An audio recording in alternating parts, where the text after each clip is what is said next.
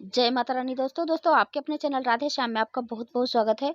तो दोस्तों वर्ष 2025 में माघ मास की गुप्त नवरात्रि की शुरुआत गुरुवार 30 जनवरी 2025 से हो रही है और इसका समापन शुक्रवार 7 फरवरी 2025 को होगा। गुप्त नवरात्रि के बारे में मैंने एक वीडियो और बनाया है, आप लोग देख सकते हैं। इस वीडियो में मैं सिर्फ पूजा विधि बताऊंगी जो कि हम गुप्त नवरात्रि में भी माँ को प्रसन्न कर सकते हैं, पूजा कर सकते हैं। तो ये देखिए, हमने एक चौकी लिया है, उस पर लाल वस्त्र बिछाकर फूलों का आसन देते हुए माँ की प्रतिमा स्थापित कर दिए हैं और कलश की स्थापना करने के लिए हमने अक्षत से अष्टदल कमल बना लिया है। और ये देखिए, कलश में अब हम स्वास्तिक बनाएंगे।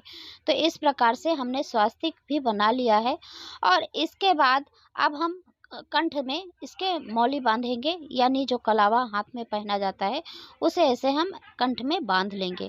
बांधने के बाद ऐसे हम जो अष्टदल कमल बनाए हैं उसी के ऊपर ऐसे कलश रख देंगे और कलश को कंठ तक भर देंगे।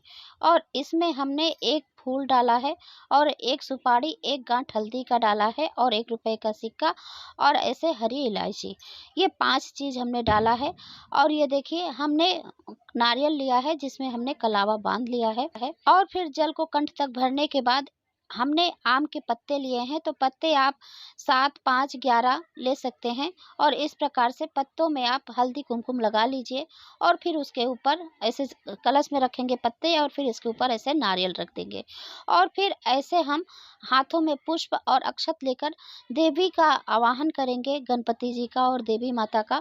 और ये देखिए, हमने दीपक पहले से ही प्रज्वलित कर रखा है और इस प्रकार से हम कलश के देवता भी जितने होते हैं सभी को आवाहन कर लेंगे। और फिर इसके बाद जो भी पूजा पाठ आप कर रहे हैं उसका संकल्प ले लीजिए और यदि आप व्रत करते हैं तो उसका भी संकल्प ले सकते हैं। और ये देखिए, फिर हम फूलों से स्नान करा देंगे, तो माता जी को भी करा दिए, गणेश जी को और कलश देवता को भी हमने स्नान करा दिया है। और इसके बाद हम कलावा रूपी वस्त्र अर्पित करेंगे, तो गणपति जी को हमने वस्त्र अर्पित कर दिया है कलावा का और हम माता जी को चुनरी ओढ़ा दिए हैं। और गणपति जी को हम जनेऊ समर्पित करेंगे और फिर दूर्वा समर्पित करेंगे, क्योंकि गणपति जी को दूर्वा बहुत ही प्रिय होता है, तो इसलिए हम उनकी पूजा में दूर्वा जरूर रखते हैं। और फिर इसके बाद हम पुष्प समर्पित कर देंगे सभी को और माता जी को हम ऐसे पुष्प का हार समर्पित करेंगे जो कि हमने देखिए पहना दिया है। और फिर हम चंदन और रोली से तिलक करेंगे।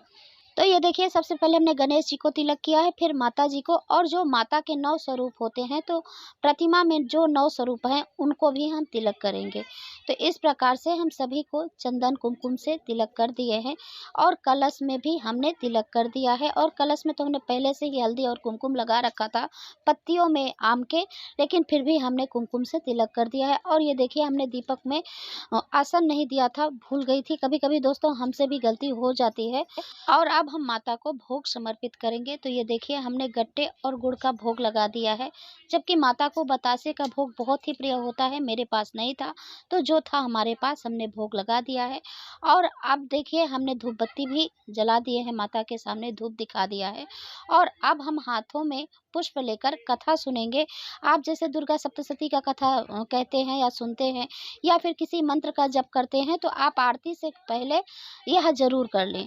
और फिर उसके बाद जो आप हाथ में पुष्प लिए हैं तो माता के चरणों में समर्पित करने के बाद फिर इसके बाद बहुत ही प्रेम पूर्वक आप माता की आरती करें। तो ये देखिए, हमने जैसे कथा सुन लिया है, अब हम आरती कर रहे हैं। तो नवरात्रि और गुप्त नवरात्रि की पूजा एक जैसी ही होती है, बस इसे दिखाना नहीं होता, किसी को बताना नहीं होता कि हम यह पूजा कर रहे हैं, यह मंत्र जप कर रहे हैं। तो इस प्रकार से इसे गुप्त ही रखना चाहिए। तो इस प्रकार से दक्षिणा समर्पित करना चाहिए और जिसमें हमने पूजा जैसे कर लिया है तो चौकी ऐसे ही रहने देना चाहिए और 9 दिनों तक ऐसे ही हम माता का पूजा और आराधना करेंगे। और आपको चाहिए तो इस पर आप अखंड ज्योत भी जला सकते हैं 9 दिनों तक। तो इस प्रकार से यह पूजा की जाती है। और दोस्तों, यह भी कहा जाता है कि जो प्रगट नवरात्रियां होती हैं उससे कहीं ज्यादा असरदार इस नवरात्रि में हमारी पूजा होती है, यानी इस नवरात्रि में माता हमारी प्रार्थना बहुत ही जल्दी सुन लेती हैं। तो इस नवरात्रि में भी हमें पूजा जरूर करनी चाहिए। तो दोस्तों, यह वीडियो आपको कैसा लगा ये जरूर बताना। और यदि वीडियो अच्छा लगा है तो लाइक कीजिए, शेयर कीजिए और चैनल को सब्सक्राइब जरूर करें यदि चैनल पर नए आए हैं तो। यदि आपने पहले से चैनल सब्सक्राइब कर रखा है तो उसके लिए धन्यवाद। अब मैं मिलती हूँ अगले वीडियो में, तब तक के लिए नमस्कार।